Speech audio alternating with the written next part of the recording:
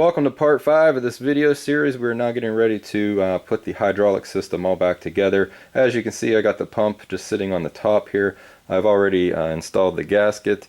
We're getting ready to put it underneath the tractor. But it's a good time just to go ahead and check your work. Make sure everything is tight, like the valve here and the 4 bolts that hold the chambers on each side, along as with these plugs. Again, I have these just finger tight, and I will show you a little bit later why I'm doing that. But there are no torque specs in the books for these valve chambers, these 4 bolts. However, a lot of guys, there are charts and like a math to figure out just about how much torque you would need, and most guys will figure around 30 to 30 foot-pounds of torque are required on a aluminum pump. Now this one is cast iron, so you can probably get away with maybe about 10 extra foot-pounds.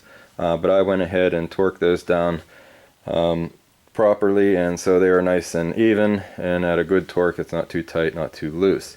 So we're getting ready just to set the pump underneath there, and we're going to install all the bolts. I'm not really going to video that because it's really not all that exciting, but we'll start from there.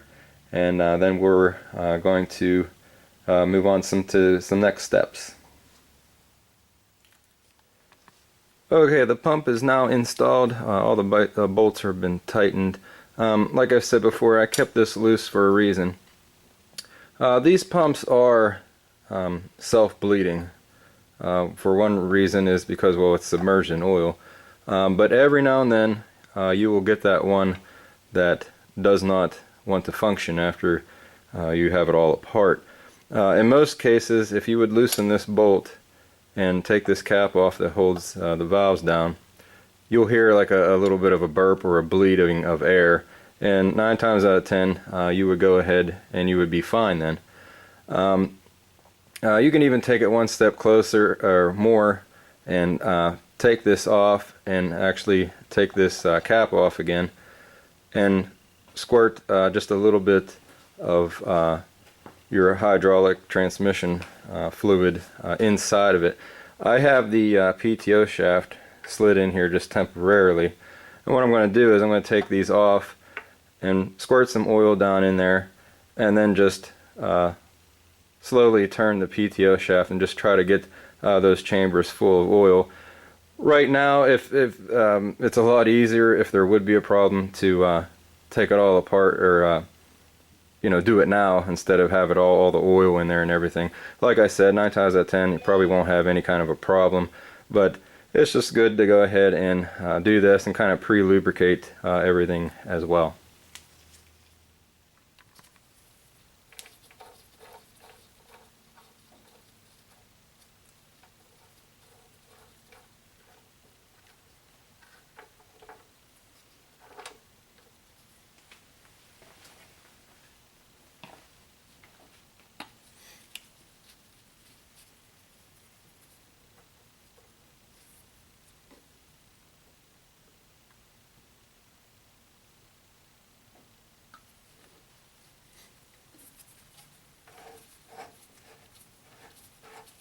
And as you can see here, I just squirted oil down in there where it is loose, and also you can just squirt oil down onto your pistons as well as someone is rotating the PTO shaft to get everything lubricated and ready to go.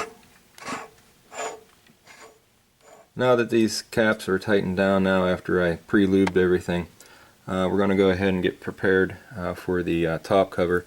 I also slid the PTO shaft out again, just for the simple fact it does give a little bit more room when you are hooking up the linkage, and also I have to replace the seal in the PTO, so I'll do that a little bit later. I just wanted to point out a couple things. This is the gasket for the top cover, and it's kind of frustrating. The holes never seem to line up properly.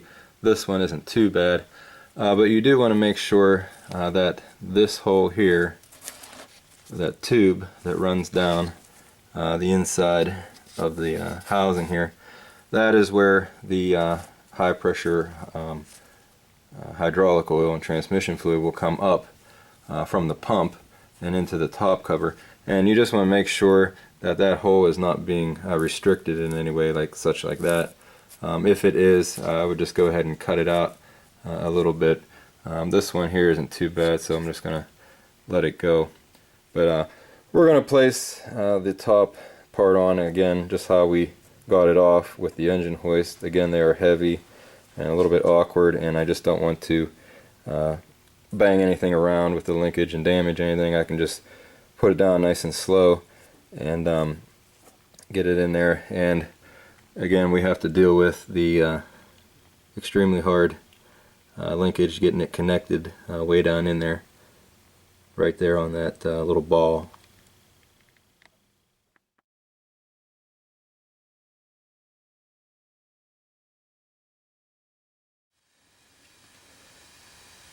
Now that the top is on, I'm going to go ahead and just torque these down. You could torque them down anywhere from 50 to 60 foot-pounds, and I just start in the middle and kind of work my way out to the ends. As you can see, I have new bolts here. Had a little issue with a couple bolts. It's not really worth getting into on the video, but these all are new high-grade bolts with lock washers, and I'm just going to go ahead and torque all these 14 bolts down, including the 4 bolts that hold the cylinder in place. Now I'm going to go ahead and put the lift arms on the big shaft here, and I already got the other side on. Now I'm just going to show you how these go on. They should just slide on. I might have to tap them on a little bit, and let's get at it. One good thing about these arms, they only go on one way, so just have to get everything lined up, and here we go.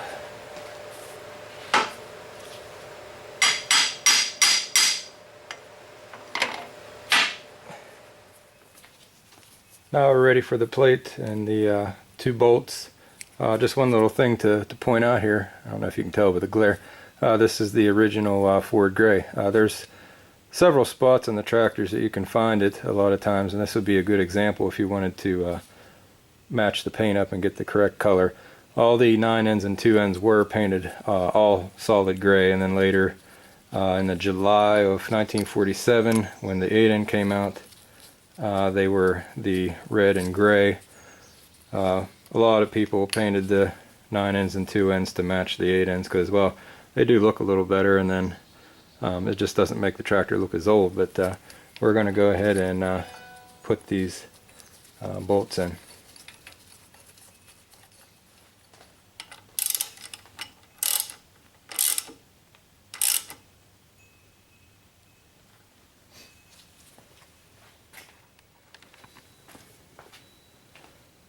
And then I'm just going to bend these little tabs back down so that the bolts will not come loose.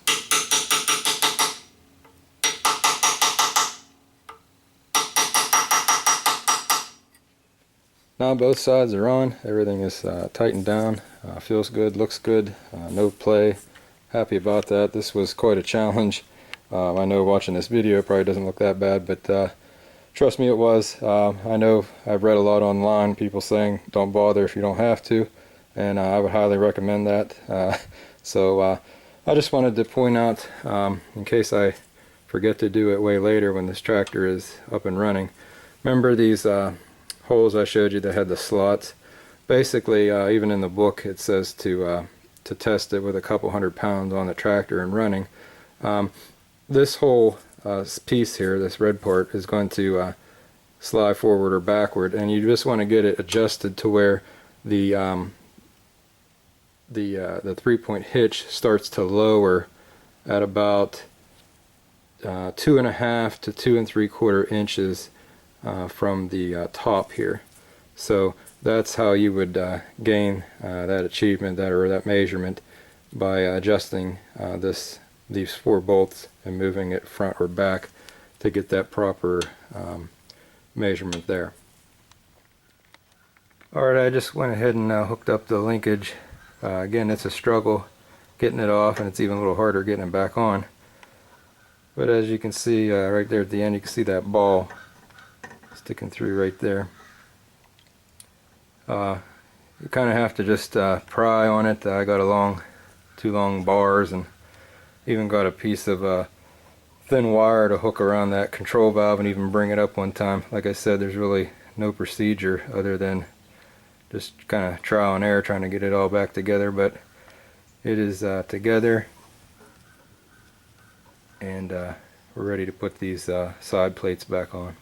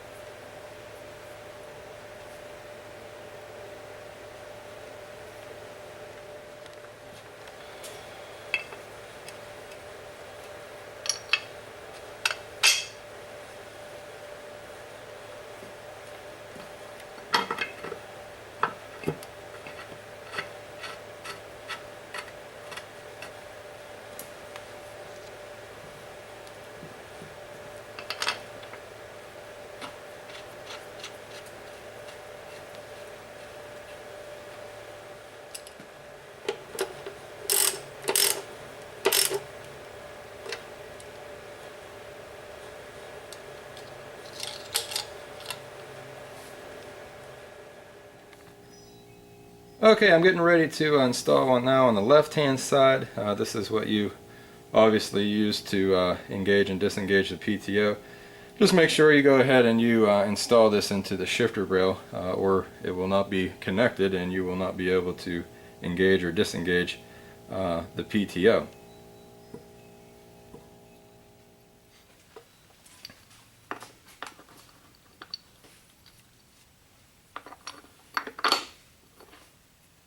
I went ahead and loosened the brake linkage to drop this clutch pedal so you can get to it a lot easier. Everything's lined up inside, and I'm just going to put these bolts nice and tight.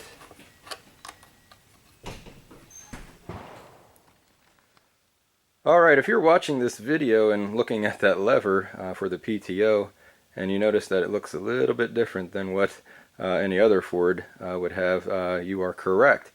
That is actually a shifter lever off of a 58 Ford Custom 300 car.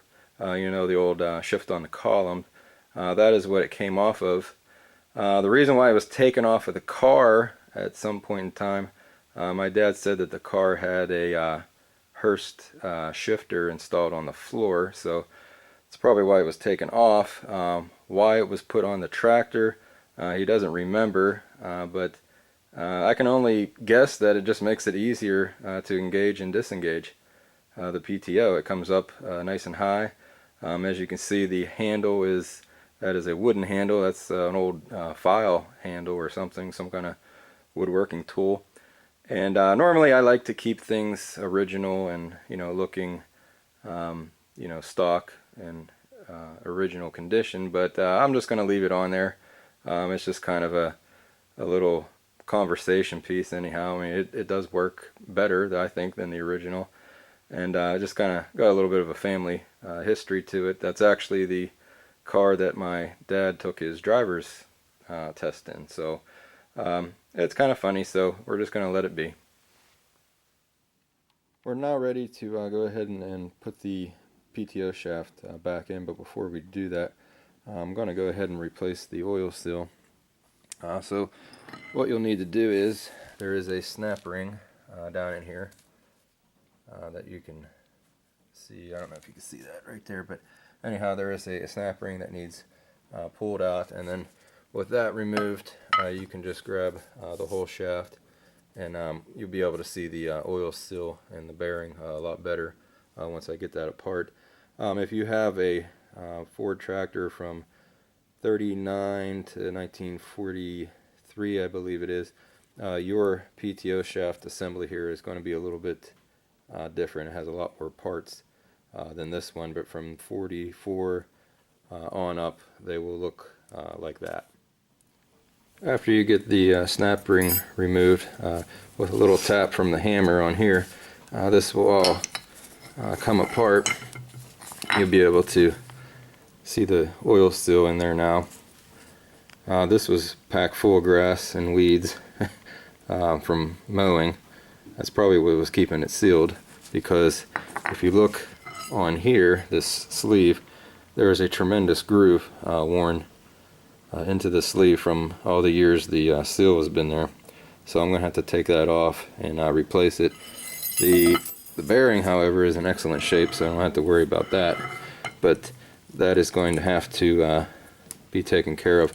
You can buy these complete sets if you wouldn't want to mess with it. Say if your bearing was bad and the sleeve was bad, the oil seal was bad, you can always just go ahead and buy the whole complete set. There are 2 sizes available. This is the original size. This is what they call a smaller size, and then you can go up a size. I can't think of the size offhand, but there are 2 options there for you. Alright, if we flip this over, there will be another snap ring up above the oil seal. Now with that removed, I can go ahead and get the seal driver and press the seal down through.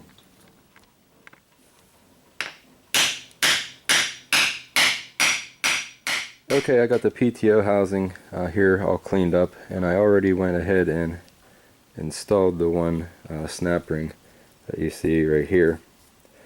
That is for the seal, so that it will remain in the proper area.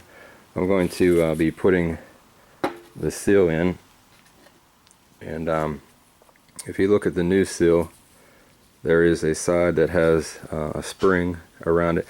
That side will actually go down, or if you want to look at it as it will be facing in towards the tractor.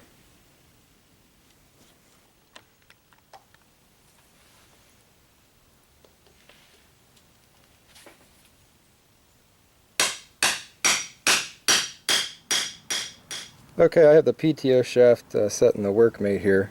Remember this old collar or sleeve that had the groove in it? I went ahead and cut it with a air tool, and then I hit it with a chisel, and it kind of fractured it, opened it enough to where I could get it off of the shaft. Here is the brand new sleeve, and if you notice, one side has like a taper to it. You're going to want to put that side facing up, or if you look at it when it's on the tractor, it will be facing the back.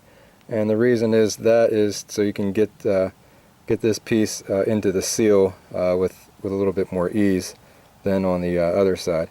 I guess you could use either way, but this does make it a little bit better. This is the bearing. It is the original bearing. I'm going to reuse it. It cleaned up great. I really don't see a need to replace it, and if you notice, it does say Ford at the bottom and the part number. Yes, 2Ns do use 9N part numbers, by the way. But anyhow, I'm going to put this on, and then I'm going to grab the torch and heat this sleeve up. This sleeve has to be extremely hot, or it will not fit down over this shaft. If you don't have it hot enough, it's going to go about halfway down. As soon as it makes contact with that shaft, it's just going to basically become one. It's going to weld itself, and you will have to cut it off and get a new one and start all over. So we're going to start the heating process, and then I'm going to put it on.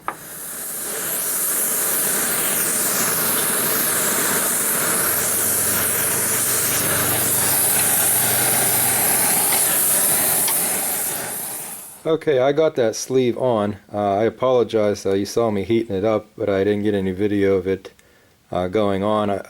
I had to cut that out. I actually had a problem. It only went on halfway and it got stuck. And fortunately, I put a gear puller on there and then continued to pull it, and I was able to get it off without mangling it up. There was just a slight little burr in one of these splines, and that's what was holding that thing up. I mean, it was so small, I didn't even really know it was there until I started looking. But once I got it off and I filed down the little burr, I went right back on. But now we can go ahead and put it into the housing here. I'm just going to go ahead and put thin film of grease on there so it'll protect the new seal down in there, and then you'll be able to install the last ring to hold the bearing in place.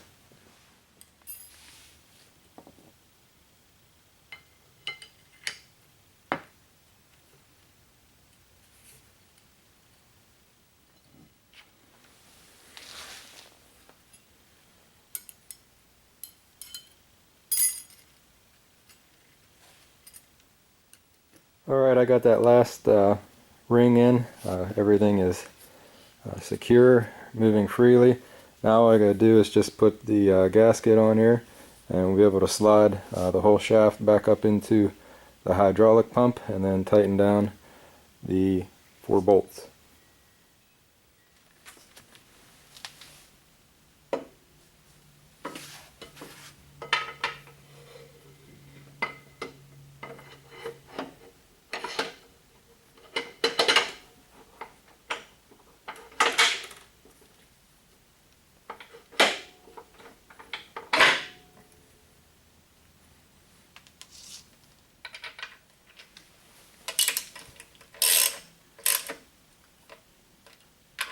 Alright, now the only thing I have to really do is put on the overriding clutch again.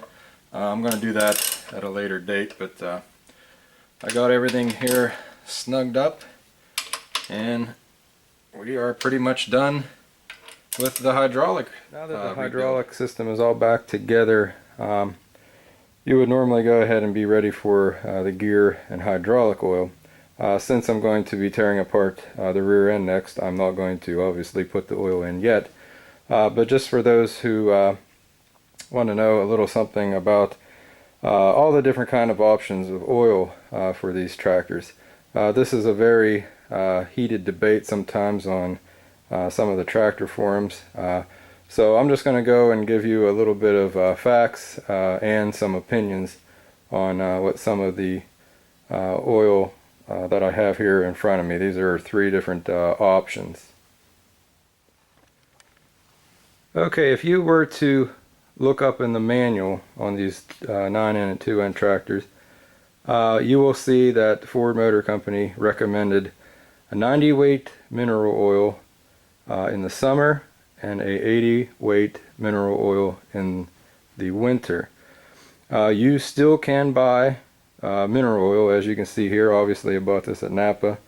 If you can see down below the words mineral gear oil, it says API GL1. That is the new number they use for mineral oil.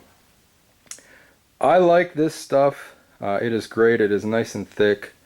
If your hydraulic system is a little bit tired and it kind of sags down, or your axle seals may leak a little bit, this will help to a degree. The only negative thing about this is winter usage. Even in like 50-degree weather, you can start to see the difference. It will start to slow down. The hydraulic system will start to slow down a lot. When it gets down to around 32 or below, I can guarantee you, no matter how good your system may be, it will not move. Like the book says, the 80 weight mineral oil was recommended in the winter. I personally have searched the internet time and time again. I cannot find it. I found an 80 weight mineral oil with some kind of aviation oil. I don't know any specs on that, so I really can't say.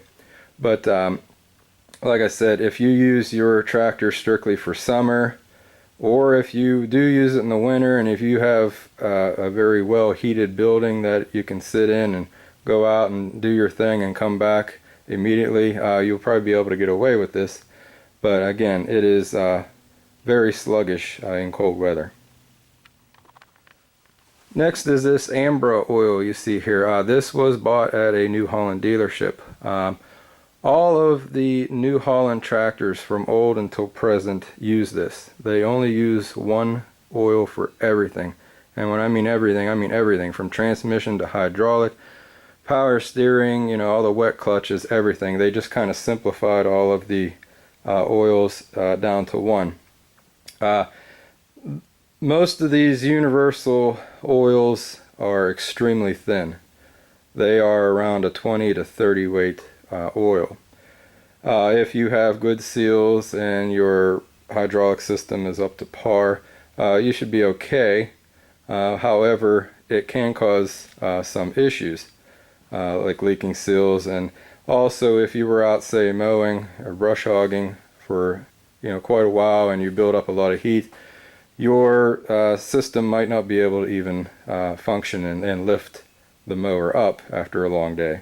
So that is something to consider with this oil. Alright, next you see this multi-purpose gear oil. You notice it says 80 weight and 90 weight. This is, for some reason, I don't know, maybe it's just me, it's kind of hard to find these days.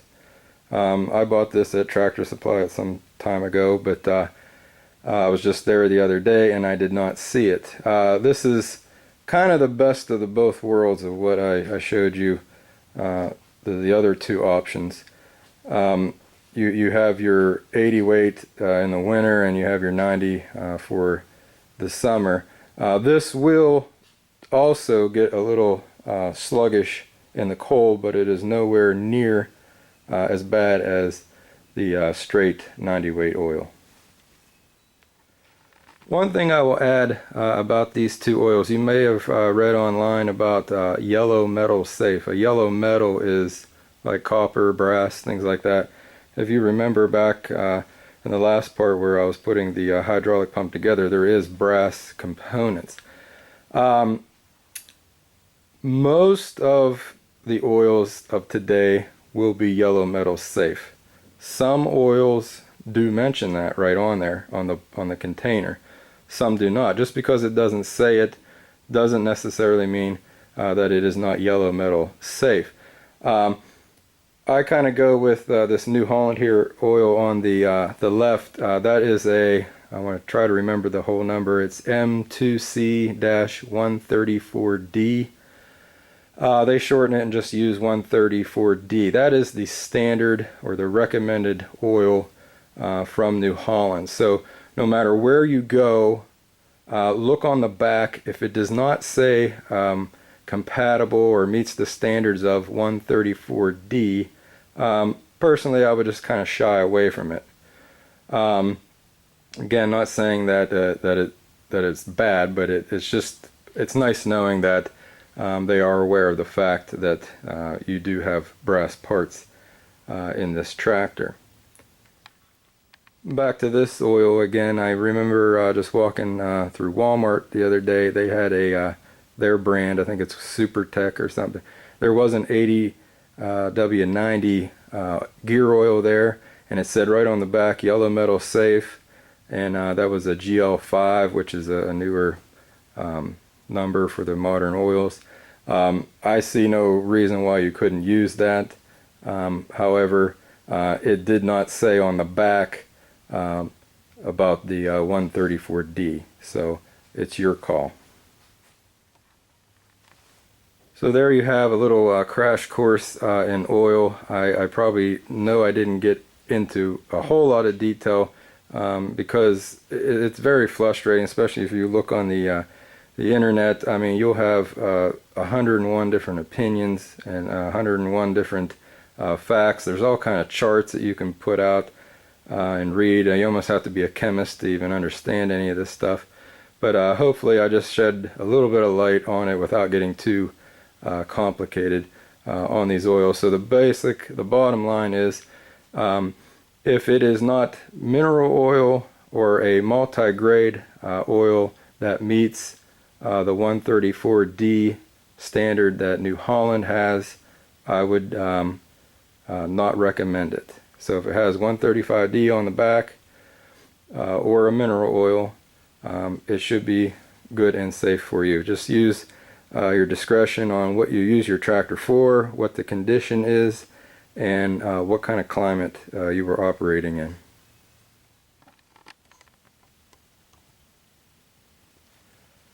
Okay, that concludes this part of this video series. I'm not going to go ahead and put the lift arms completely on. Like again, I'm going to tear apart the rear end, so there's no need to do that. So stay tuned for part 6 of the axle seal and axle repair. Also, we'll be doing the brakes and adjusting the bearings properly.